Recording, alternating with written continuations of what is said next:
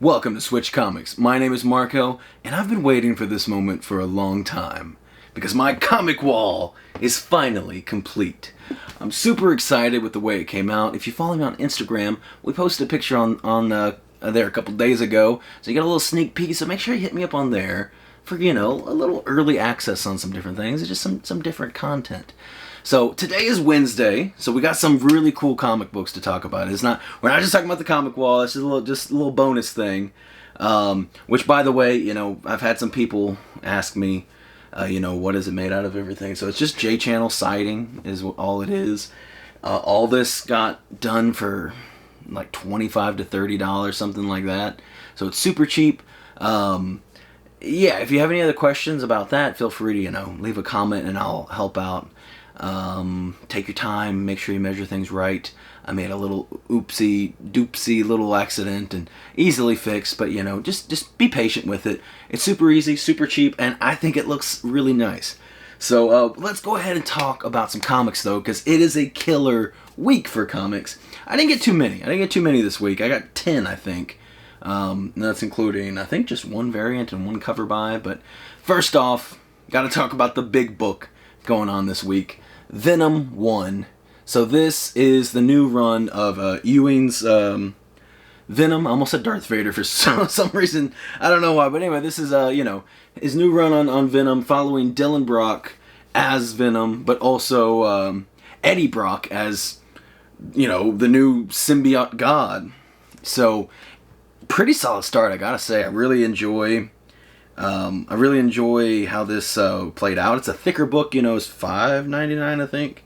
So yeah, so it's a thicker book, and it's a really, really good start. It has a new first appearance of a character, which I presume is going to be pretty important moving forward. We'll see, but definitely a cool looking character, and I'm excited. There's some different twists and turns that went on in this, and I couldn't just get the A cover. Now I calmed down. I wanted to get multiple covers, but I only got one additional. And I had to get, this is my first one, I think. I had to get the sketch cover. Look at this blank, beautiful black sketch cover.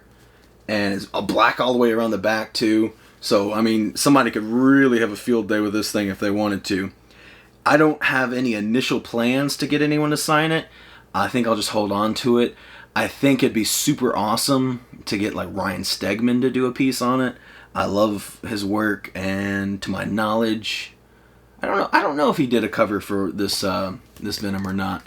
So obviously, he worked on the last Venom run, but it was just too good of a cover to pass up. I think this thing looks just super sleek. I love that matte black, and get somebody on there with like just a white sketch would look amazing.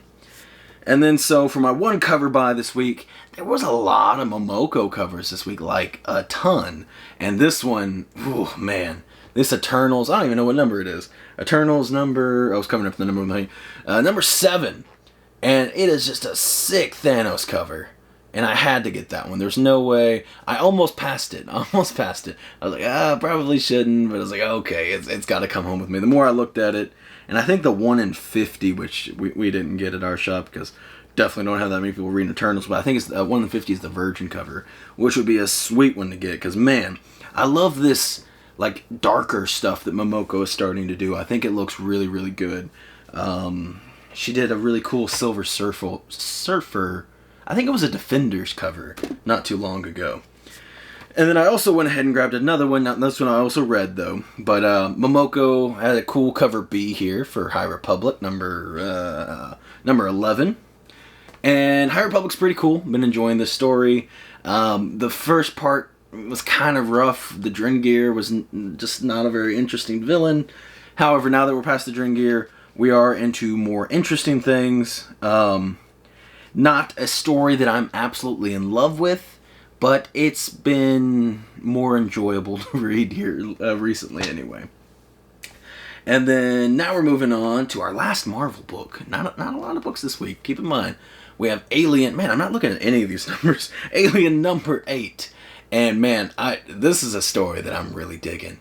It's nothing like crazy. Nothing, it's not changing how I think of Alien or, Xenomorphs or anything. But man, it's just been a super fun ride. Every issue, the first arc was awesome. This arc's starting pretty great.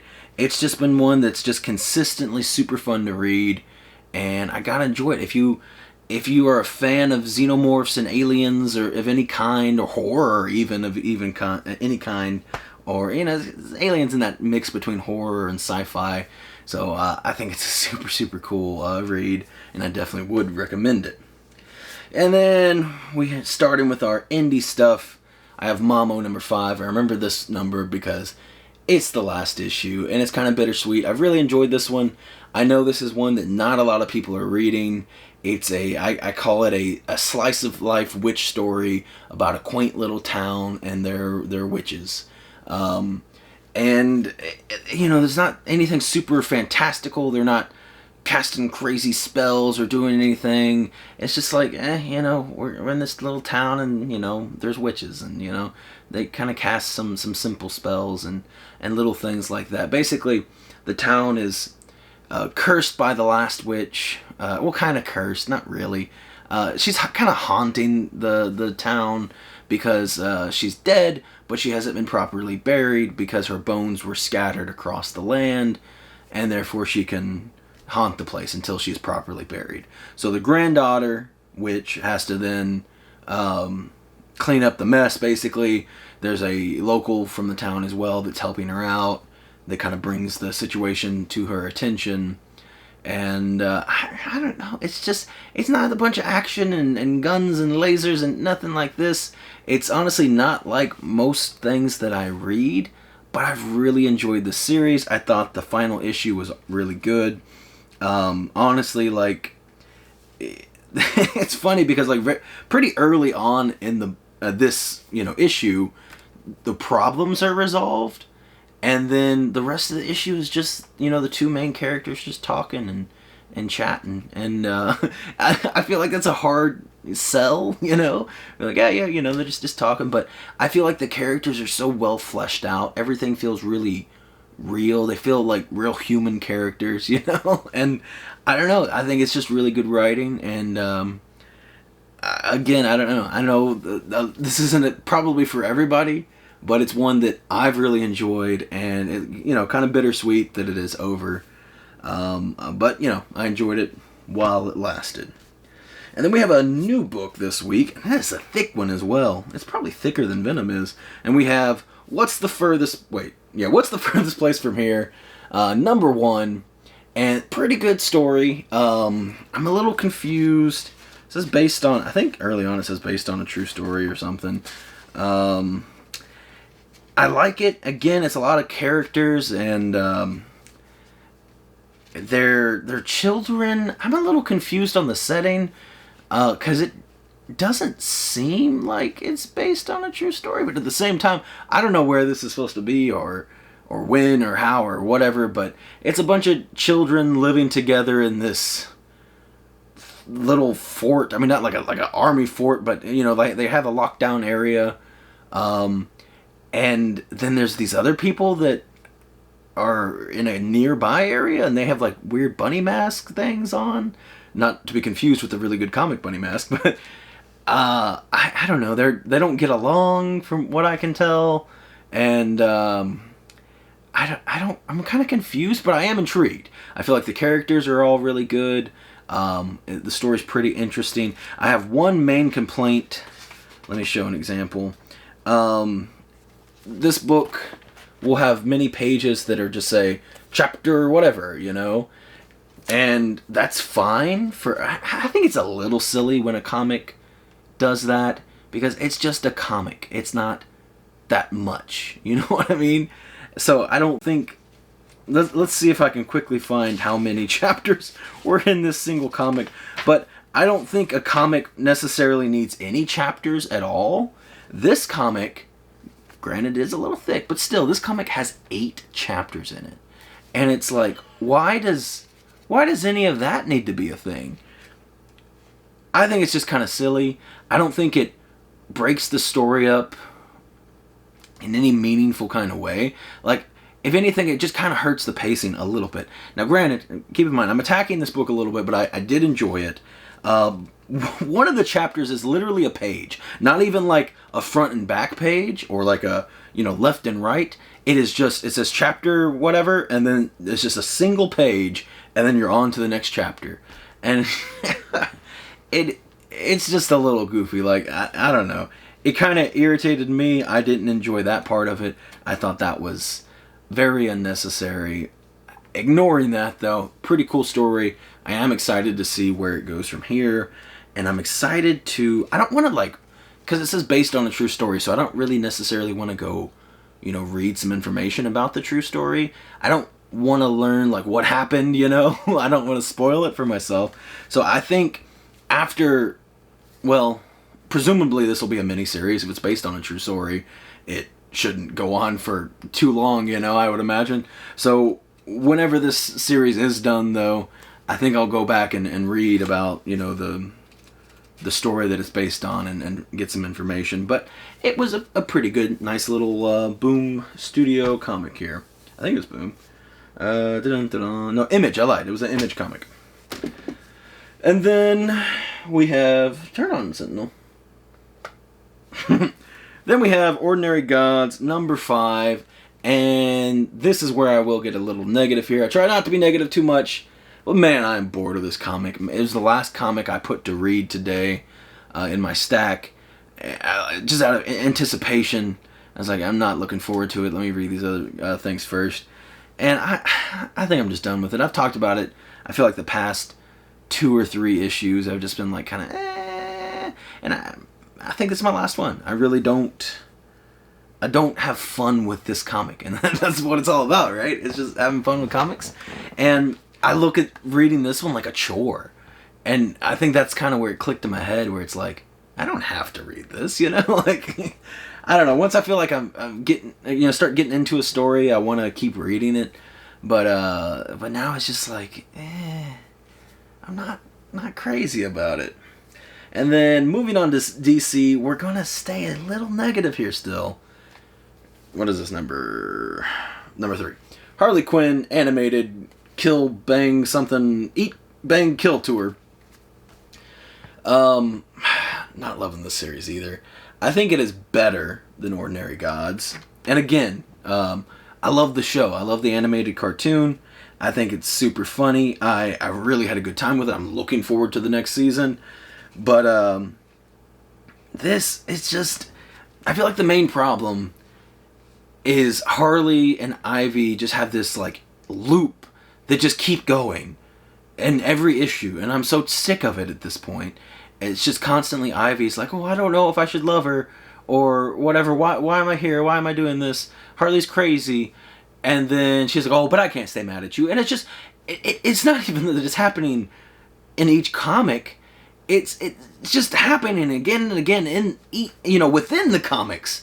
So it's just this endless loop. This issue wasn't as bad. I feel like, I don't remember, I think it was the second issue was really irritating. I didn't like that one. But I mean, this doesn't give me what I quite want. And granted, I know this is a different creative team than what's actually, the show writers. But this doesn't give me what I want that I get from the show. The show is just, just some quirky caricatures of everyone. They're making fun of everybody. And I know some people don't like it for that reason, but I like Big Goofy Bane, and I like strung out, just completely crazed Gordon. And I like the fact that Batman is the only character that's kind of the same thing because he's so serious. But in the fact that he's so serious, it's funny as well. And then all the different characters, and they're goofy. King Shark, Clayface, all just great and hilarious. It doesn't take itself too seriously at any point. And I feel like what they want to show you, and the point of this comic is oh, look at Harley and Ivy, they're so cute. And it's that's fine. There was some of it, especially in the first issue, that I liked. There was oh, look how cute they are. But I don't feel like I'm laughing, and that's what I want out of this. It'd be one thing if this was a completely different Harley series, then fine. But if you're tying into the show, I feel like you should be more like the show. I don't think that's too much to ask for. I don't know. Maybe I'm crazy, But again, not completely terrible. I don't think I'm going to drop it. But man, it just does not live up to what I was hoping it was going to be. And then the last book to talk about today, a book I have not read because I haven't started this series. If you've read it, let me know. It's just another one of those things I just keep putting off, and I don't know. So we got Static number 4. I started picking this up because I loved watching Static Shock when I was younger, whenever that was coming out on TV. I really enjoyed it, and for whatever reason, I think I had a crazy week when the number 1 came out, and I never read that, and then so it just went into my box, so I'll get to that eventually. And yeah, one thing I did get to though this week, I read a trade, I think it was issues 1 through 6, for the latest, not the Deadpool series that's Black, White, and Blood, or whatever it's called, but the last regular Deadpool series, the King Deadpool stuff. And so like I said, I think it was 1 through 6, and I really enjoyed that. Again, Jeff the Land Shark doesn't get introduced there, but becomes Deadpool's pet in that series. He becomes king of Monster Island, which is Staten Island. And yeah, it's been a great... Oh, it's got Elsa Bloodstone in it as well, and God, I love Elsa Bloodstone. And yeah, I've really enjoyed the series. I need to pick up the next trade. I don't remember how many issues are in that series. I don't think it's a ton, but I'm very excited to read that one. If you've enjoyed that book or any other book I talked about today, please let me know in the comments. If there's something that I should be reading, I think there were a few new other books that came out this week that I didn't grab. Let me know if there's something that's just really good that's going on that I'm missing out on, and I'll throw it into a box and read it eventually. Thank you all so much for watching. Thank you for staying with me during these crazy times when I'm literally right outside the camera, or just stacks and stacks of boxes. And my life is kind of a mess right now, but I appreciate everyone for, sticking with me and keeping talking to me about comics and giving me some sanity to hold on to. But until next time, y'all have a good one.